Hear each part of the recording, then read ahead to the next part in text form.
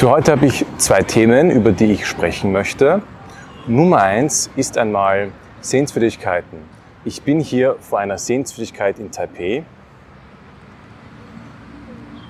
Ich bin wieder auf dem Freiheitsplatz, heißt der, beziehungsweise vor der Chiang Kai-shek Gedenkhalle.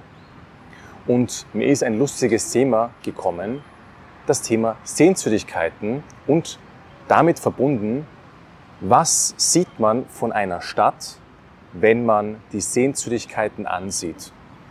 Was kann man von einer Stadt kennenlernen, wenn man die Sehenswürdigkeiten ansieht? Wie viel oder wie wenig? Was repräsentiert eine Sehenswürdigkeit von einer Stadt? Oder anders gefragt, wie viel repräsentiert eine Sehenswürdigkeit von einer bestimmten Stadt oder von einem bestimmten Ort? Du kannst dir diese gleiche Frage auch bezüglich deines Heimatortes stellen. Oder du kannst dir diese Frage auch bezüglich deiner Heimatstadt stellen. Egal, ob du in einer großen oder in einer kleinen Stadt wohnst oder in einem kleinen Dorf wohnst.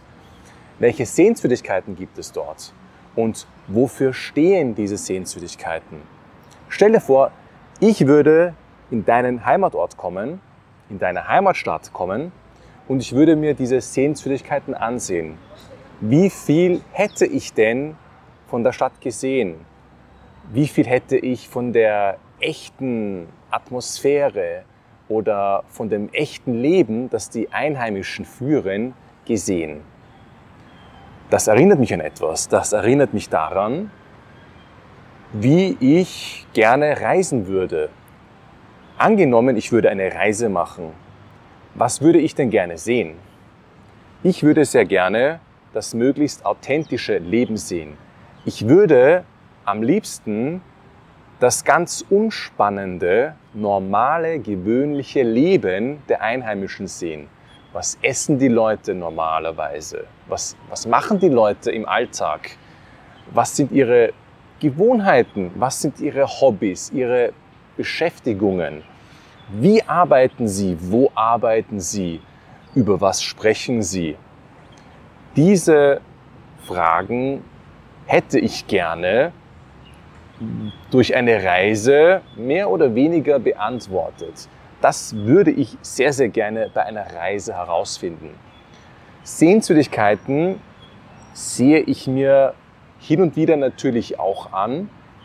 Ich denke mal, als Tourist ist das auch ein Punkt, den man nicht unbedingt absichtlich vermeiden muss. Man kann diesen Punkt Sehenswürdigkeiten ansehen auch natürlich in eine Reise integrieren. So würde ich das zumindest gerne machen. Aber noch einmal zurück zu dem springenden Punkt. Ich würde einfach sehr gerne das authentische Leben sehen. Wenn ich an meine Stadt Wien, an meine Heimatstadt Wien denke, dann könnte ich jetzt ein paar Sehenswürdigkeiten aufzählen. Zum Beispiel Schönbrunn, das ist ein Schloss. Oder den Stephansdom. Oder den Prater. Das sind verschiedene Sehenswürdigkeiten, die es in Wien gibt. Aber jetzt muss ich dir etwas ehrlich sagen. Ich gehe eigentlich sehr, sehr selten dorthin. Ich gehe selten in den Stephansdom, nach Schönbrunn oder auch in den Prater. Und damit meine ich natürlich, auch früher, als ich noch in Wien gelebt habe, bin ich selten dorthin gegangen. Jetzt, da ich in Taiwan lebe, kann ich natürlich nicht so oft dorthin gehen. Und da siehst du auch schon einen ganz interessanten Punkt. Wohin gehen denn die Einheimischen? Sehen sich die Einheimischen diese Sehenswürdigkeiten auch an? Also wie viel Verbindung existiert zwischen den Einheimischen und diesen Sehenswürdigkeiten? Oder wie viel Verbindung besteht noch zwischen den Einheimischen und diesen Orten? Wie viel repräsentiert dieser Ort noch die Einheimischen? Verstehst du, was ich meine?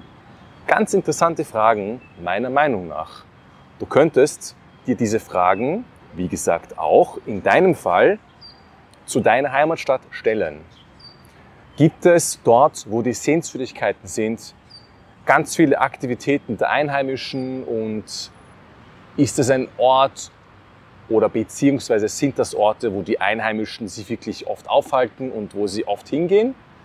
Diese ganzen Fragen, die ich hier stelle, würde ich sehr gerne mit euch zusammen diskutieren. Deshalb könntest du auf Deutsch oder auch in deiner Muttersprache, wie du möchtest, in den Kommentaren deine Meinung und deine Erfahrungen dazu schreiben. Es würde mich sehr interessieren. Noch einmal zurück zu Taipei. In Taipei gibt es, wie gesagt, diesen Platz mit der Gedenkhalle. Es gibt den hohen Turm, den Taipei 101 Tower. Und es gibt auch noch ein nationales Palastmuseum. Dieses nationale Palastmuseum ist ein großes Museum mit einer unglaublichen Menge an Schätzen aus der chinesischen Geschichte. Unglaublich tolle und interessante und auch zum Teil unglaublich alte Kunstobjekte, die man dort betrachten und bewundern kann. Und in meinem Unterricht, da frage ich immer wieder, wenn es um das Thema Reisen geht, zum Beispiel. Na, warst du mal im Nationalen Palastmuseum? Oder wann warst du das letzte Mal im Nationalen Palastmuseum? Das frage ich dann. Und die Antwort, die ich oft bekomme, ist jene. Vielleicht war ich mal dort, als ich 4 oder 5 Jahre alt war. Also vor ganz langer Zeit waren die Leute mal dort und sie können sich gar nicht mehr erinnern, wann sie dort waren, was sie dort genau gesehen haben. Das heißt, für sie in ihrem Leben ist es eine dunkle Erinnerung, eine ferne Erinnerung. Und das finde ich einen ganz interessanten Punkt, dass eben auch die Einheimischen selten dorthin gehen. Das ist das erste Thema. Das zweite Thema kommt im nächsten Video. Ich freue mich, wenn du wieder dabei bist.